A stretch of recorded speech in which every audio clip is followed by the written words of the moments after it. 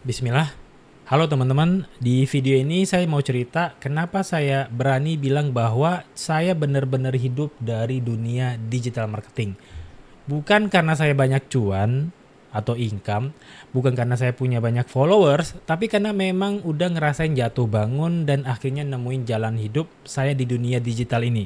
Kalau teman-teman sekarang lagi belajar digital marketing atau mungkin baru mulai dan masih ngerasa bingung, saya harap cerita ini bisa kasih perspektif baru. Cerita ini akan monolog seperti ini. Saya tidak mengedepankan atau terlalu peduli terhadap well edited videonya, ya mungkin akan monolog seperti ini aja. Kalau terkesan membosankan, semoga tidak. Saya harap teman-teman bisa mengambil ibroh atau sharing lah. Ini sifatnya sharing ya. Semoga ada manfaatnya untuk teman-teman. Iya, ini scripted ya, memang ada skripnya, tapi skripnya saya jadiin sebagai poin-poin yang akan saya jelaskan atau ceritakan kepada teman-teman. Jadi ke depan saya akan banyak bikin video tentang journey saya sebagai digital marketer dan hidup dari dunia digital marketing sampai sekarang, teman-teman. Oke, mulai.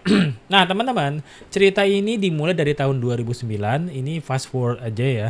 Dari 2009 itu saya baru tamat SLTA ya. Lebih tepatnya MAN. Itu kan SLTA juga ya, MAN atau SMA. Nah, waktu itu baru tamat sekolah dan seperti banyak orang Minang pada umumnya, teman-teman, kalau tidak ada tidak ada penghidupan yang layak, perekonomian yang layak di kampung itu. Kalau saya sendiri di Kota Padang, itu kami akan merantau. Nah, termasuk saya merantau ke, ya kebanyakan di Pulau Jawa ya, lebih tepatnya Jabodetabek, Jakarta, Bogor, Depok, Tangerang, Bekasi ya. Tapi awalnya saya ke Bekasi dulu. Nah, itu kerja saya teman-teman fotokopi. Lalu pindah ke Jakarta itu sekitar ya dua tahunan juga lah. Oh ya, sebelum merantau tadi saya balik sedikit. Tamat MAN itu kan 2009. Nah, 2 tahun saya kerja dulu, teman-teman. Saya kerja dulu di restoran ya. Kebetulan punya saudara juga. Nah, baru saya merantau ke Jakarta dan Bekasi, bolak-balik pindah-pindah.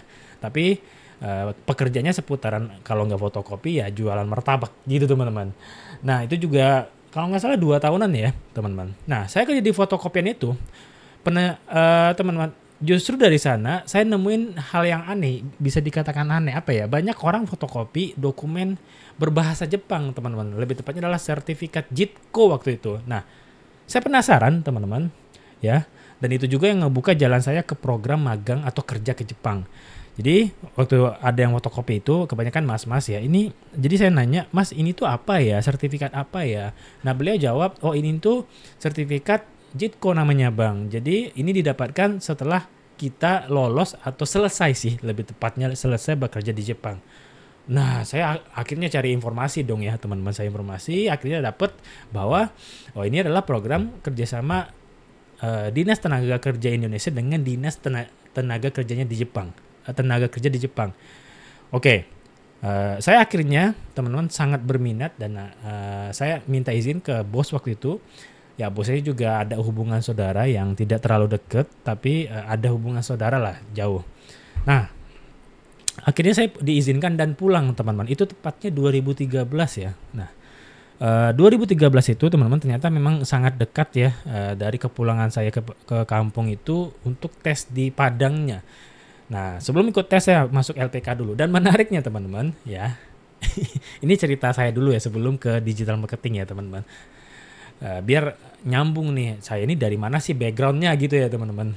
Apakah kuliah IT? Mohon maaf, saya tidak kuliah IT, teman-teman. Oke, lanjut.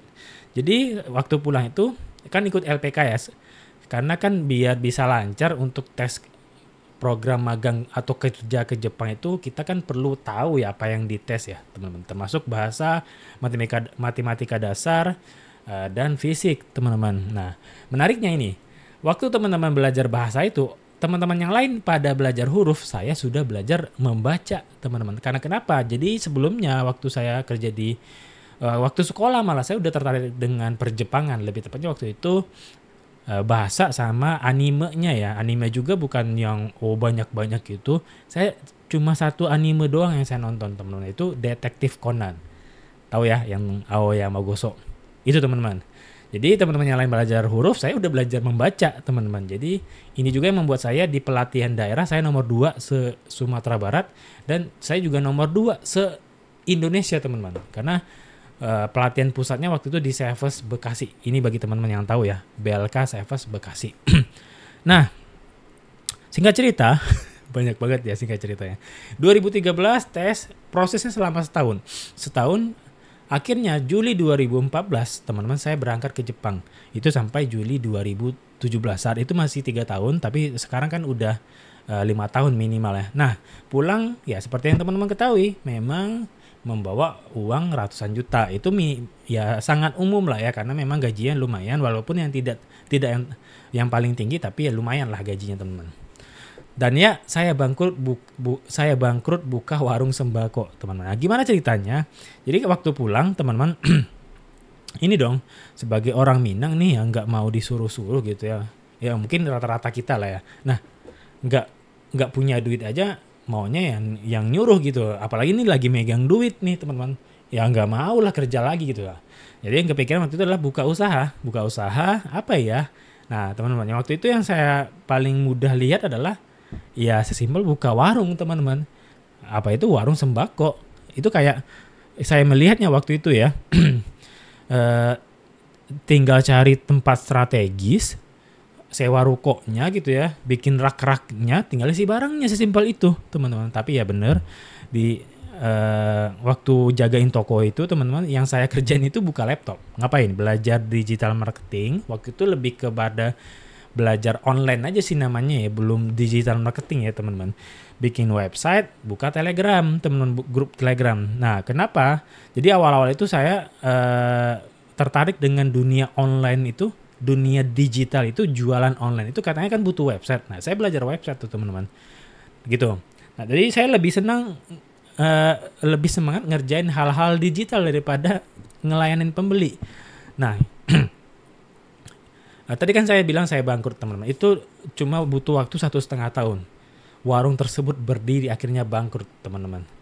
Akhirnya saya sadar ya. Saya nggak tahu ya ini tuh namanya passion atau apa ya teman-teman. Saya nggak passion di bisnis offline. Lebih tepatnya di bisnis, maksudnya di pekerjaan ngejaga toko ya. Saya nggak alergi yang bisnis nanti tiba-tiba di depan saya pengen berbisnis. Oh katanya nggak suka bisnis. Takutnya kalau ada celoteh kayak gitu ya. Lebih tepatnya saya nggak suka yang jagain warung gitu loh teman-teman. Kerjaan saya malah buka laptop waktu itu. Tapi saya semangat banget di dunia digital. Nah ya saya jadi sepakat bahwa kalau tidak ada ilmunya jangan nekat teman-teman. Nekat itu ya hasilnya mungkin cuma 2 ya. Kalau nggak yang berhasil banget ya bangkrut banget gitu loh teman-teman. Atau gagal banget. Oke, singkat cerita warung tutup tapi saya nggak nyesel teman-teman. Karena dari situ saya mulai nawarin jasa bikin website, jasa iklan dan akhirnya dapat klien.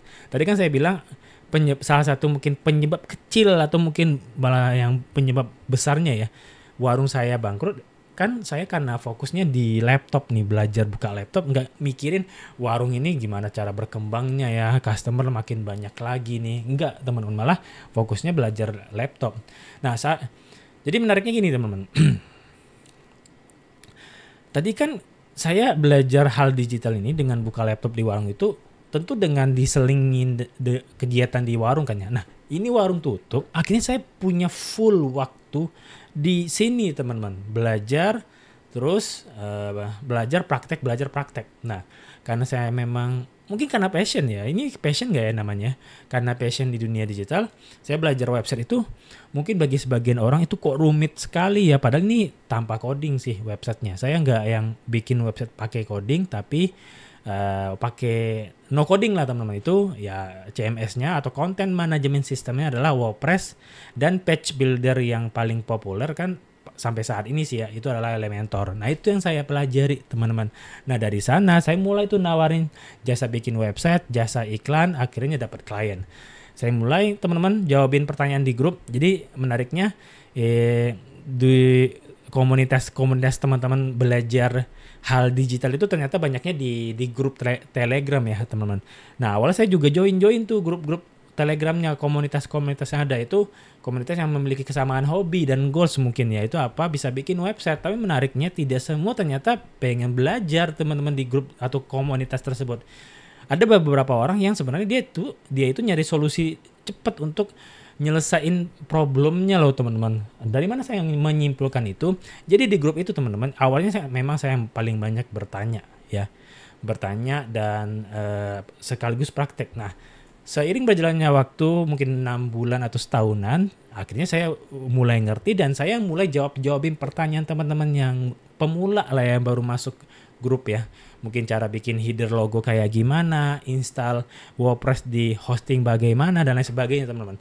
Nah dari sana kan kayaknya ya terbangun authority nih bahwa mungkin terdoktrin di orang-orang yang baru masuk itu, oh ini Bang Fali kayak udah ngerti bikin website nih. Nah, trik saya teman-teman. Ini mungkin yang teman-teman bisa ambil pelajaran ya. Trik dapat klien. Triknya adalah awalnya saya jawabin dulu pertanyaan teman-teman di dalam grup itu. Ya mungkin kayak 3 atau sampai 5 pertanyaan lah untuk satu orang ya, teman-teman. Nah, kok saya melihat orang ini masih bertanya, akhirnya saya beraniin japri, teman-teman. Nah, itu tuh poinnya, ngejapri. Tapi ya melalui proses ini ya, jawab dulu pertanyaan di grup, baru japri. Apa yang saya katakan? Ini, Pak, Bu, Mas, Mbak, ini masih ngalamin masalah ya? Kalau masih ada masalah, mau dibantuin, saya ada jasanya nih. Nah, ini poinnya, saya ada jasanya. Artinya kita nawarin bantuan memang, tapi dengan ada fee-nya. Kan gitu ya teman-teman. Nah, itu trik saya teman-teman. Ya dari 10 klien mungkin ya teman-teman 1 sampai 2, 3 ya.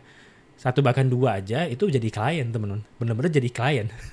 Nah itu menariknya teman-teman. Nah itu cara pertama teman-teman. Nah cara saya kedua mendapatkan klien adalah ini lebih cepat maksudnya kita bisa ke goal selanjutnya.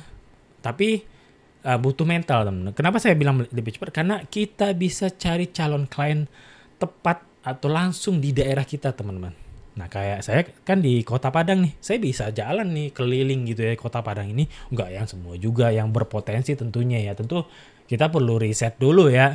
Yang mau saya tawarin kan bikin website nih dan ngiklan ya. Itu teman-teman. Nah jadi ya saya riset dulu, oh ini kayaknya bisnis ini kalau ada website sama sekaligus diiklanin di Meta gitu ya. Ini akan lebih oke nih gitu. Leads-nya akan lebih banyak nih. Gitu. Itu perlu riset sedikit ya teman-teman. Jadi ya awalnya sebenarnya mental nggak ada tuh, tapi ya udah saya nggak mau nih yang katanya introvert tuh nggak bisa berhubungan dengan orang lain, ngobrol dengan orang baru habis energinya, nggak, saya nggak mau yang seperti itu.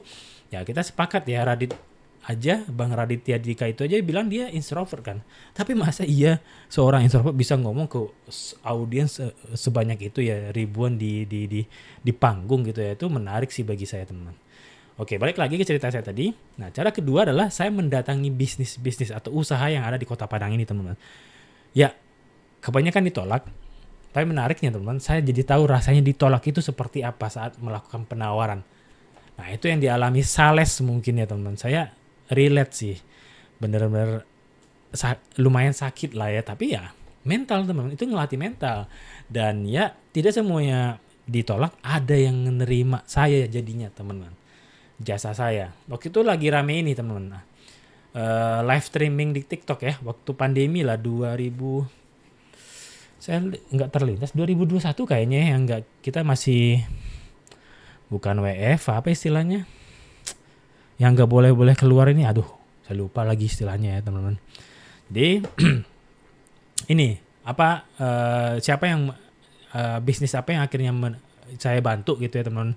Yang sebagai pilot project offline lah mungkin ya. Ini toko furnitur. Ini mungkin kalau tidak yang pertama di Kota Padang ya, mungkin top 3 paling besar di Kota Padang lah ya. Nah ya seperti biasa saya mendatangi tokonya, menawarkan ke resepsionisnya karena kan kita awal masuk ditawarin atau ditanya dulu dong, dilayani dulu sama pelayan depan pintu gitu kan. Nah saya menyampaikan keinginan, maksud tujuan saya datang ke toko tersebut yaitu menawarkan ini digital marketing, lebih tepatnya waktu live streaming di TikTok. Karena waktu itu teman-teman masih sangat jarang orang tahu cara bisa live stream di TikTok ya. tapi belum punya 1.000 followers. Nah, saya udah tahu caranya waktu itu. Ada triknya lah ya, teman-teman. Nah, saya sampaikan, nah si resepsi yang pelayan toko depan tuh ngarahin ke manajer, teman-teman. Akhirnya saya diajak ke dalam, diarahin nemuin manajer yang biasanya punya meja panjang tuh, dia dengan staff-staffnya gitu ya, mungkin admin 1, admin 2 sama akuntan atau siapa, sekretaris siapa gitu ya, teman-teman. Nah, saya ngomong tuh ke manajernya. Nah, saya sampaikan lagi maksud tujuan saya, dan saya diarahin ke bosnya, teman-teman. Nah, diarahin ke bosnya, itulah pengalaman pertama saya juga masuk ke kantor orang Cina, Indo gitu ya, yang besar kantornya aja itu lebih besar dari kamar saya sendiri, teman-teman. Nah, kalau dibandingin studio ini mah jauh lah ya. Itu juga yang saya nemuin ada patung kucing yang kayak gini loh tangannya, teman-teman. Nah, dan menariknya teman-teman, itu pengalaman saya didengar oleh orang apa ya, itu kan orang kaya, bisnismen. Ternyata poinnya teman-teman, ini pelajaran yang saya dapetin ya. Kalau kita punya value dan kita yakin dengan value kita itu, skill yang kita miliki, skill, pengalaman dan ilmu yang kita miliki, dan rasanya ini akan bermanfaat buat orang, entah calon customer, namanya calon klien atau siapapun itu kita pede aja teman-teman. Toh kita menawarkan solusi kok gitu teman-teman. Nah, di sanalah saya akhirnya dapat POV feel rasanya ditolak, sebelumnya kan saya ditolak, dan feel kalau diterima seperti apa teman. Jadi akhirnya setelah itu saya jadi kayak nggak masalah saya nawarin jasa saya ke orang lain teman, mau kayak gimana pun bentuk usahanya. Jadi saya memiliki kepedean itu loh teman.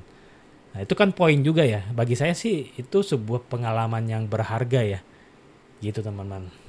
Nah, itu pengalaman pertama saya nawarin digital marketing secara langsung teman-teman, dan alhamdulillah dari sana pelan tapi pasti saya dapat kerjaan. Ya, kerjaan itu kerjaan freelance ya teman-teman. Nah, hari ini teman-teman saya bisa bilang saya hidup dari skill digital marketing. Saya jual jasa as a freelancer gitu ya. Saya bikin kelas seperti yang teman-teman ketahui, nanti kalau teman-teman intip di deskripsi saya akan infokan IG saya. Nah, nanti kalau teman-teman udah ke IG saya, Instagram saya, tahulah aktivitas saya gimana. Saya juga bantu orang lain jualan produk digitalnya. Jadi saya ngebantu orang ya untuk jadi seperti saya, mungkin lebih kepada membantu teman-teman tuh mengonsepkan atau membuat produk digital. Intinya mah untuk menjual skill mereka juga lah gitu teman-teman. Nah, saya nggak ngajarinnya hal yang sendiri, saya nggak ngajarin hal yang saya sendiri nggak jalanin teman-teman. Saya nggak jual mimpi ya, tapi saya kasih realita bahwa digital marketing itu bisa banget jadi jalan hidup teman-teman, dan itu yang saya jalanin sekarang ya. Ya, kalau dikatakan lah lu sesukses apa sih bang, ya belum lah, mungkin belum, masih jauh lah, tapi ya alhamdulillah udah sampai di titik ini gitu ya teman-teman. Nah, kalau teman-teman sekarang lagi di titik bingung mungkin ngerasa saya bisa nggak ya jualan online, saya bisa nggak ya punya penghasilan dari skill ini gitu ya teman-teman. Percaya teman-teman, saya juga mulai dari nol. Tadi kan saya cerita dari bener-bener belajar juga, akhirnya mulai nawarin jasa dan sampai di titik ini teman-teman. Dan pelan-pelan ya saya mulai lihat hasilnya ya. Ini aja teman-teman kayak studio saya ini ya. Ya walaupun kecil teman-teman, kecil ya, tapi ya ini udah menjadi dream comes true juga buat saya teman-teman. Saya nggak pernah ngebayangin bahwa saya memiliki studio seperti ini ya teman-teman, dengan ya alat seadanya lah, mungkin mic yang nggak yang terlalu mahal, cuma ya alhamdulillah lah teman-teman, alhamdulillah banget. Nah, makanya teman-teman saya mulai channel YouTube ini mulai aktif kembali. Semoga harapan saya bisa konsisten sih ya sharing seperti ke teman-teman ya, bukan buat gaya-gayaan ya, tentu ada tujuannya. Maksudnya ini lebih kepada saya memperlihatkan ke teman-teman apa yang saya lakukan, sehingga mungkin teman-teman jadi tahu apa sih yang saya kerjakan, terus manfaat dari yang saya lakukan ini gitu ya teman-teman. Maksudnya fokus ke digital marketing ini, apakah bisa hidup dari ini dan lain sebagainya lah teman-teman. Tapi tentu buat sharing ya teman-teman. Kalau bisa bantu teman-teman walaupun 1-2 orang itu sudah cukup buat saya ya. Karena ya akun saya masih kecil ya, channel YouTube ini masih kecil. Jadi kalau teman-teman pengen ikut perjalanan ini, klik tombol subscribe dan tonton video berikutnya. Akan banyak ke depan saya sharing, saya memiliki tekad gitu ya. Membuat video setidaknya dalam satu hari, teman-teman. Karena ya memang saya bisa dikatakan full time freelancer, maksudnya full time WFH, teman. Bahkan bisa WFA ya, anywhere. Tapi tentu lebih maksimal kalau work from home, karena ya fasilitasnya ini adanya di rumah saya dengan setup yang ada gitu ya. Kalau WFA kan artinya minimal banget yang bisa saya bawa adalah laptop ya, teman-teman, gitu. Jadi kalau teman-teman pengen ikut tadi ya, silakan klik tombol subscribe gitu ya, biar teman-teman tidak ketinggalan informasi atau video-video saya selanjutnya. Dan bisa banget teman-teman, saya malah seneng banget kalau teman-teman ada komentar ya, entah bentuknya pertanyaan atau juga ikut sharing, silakan banget ya teman-teman. Insya Allah saya akan respon ya. Ya belum akun gede ini aman lah teman-teman. Nah di video selanjutnya teman-teman saya bakal cerita lebih detail gimana saya dapat klien pertama dari grup komunitas itu ya teman-teman. Atau ya bagaimana saya dapat klien lah ya teman-teman. Atau mana yang lebih saya ingat ya teman-teman, antara dapat klien pertama atau lebih ke apa sih yang saya pelajari gitu ya teman-teman. Itu aja mungkin di video kali ini teman-teman. Saya katakan tadi di video ini ya, kenapa saya berani bilang saya hidup dari digital marketing ini teman-teman. Itu dulu aja dari saya teman-teman. Sampai ketemu di video berikutnya. Salam hangat dari saya Fadli. Terima kasih.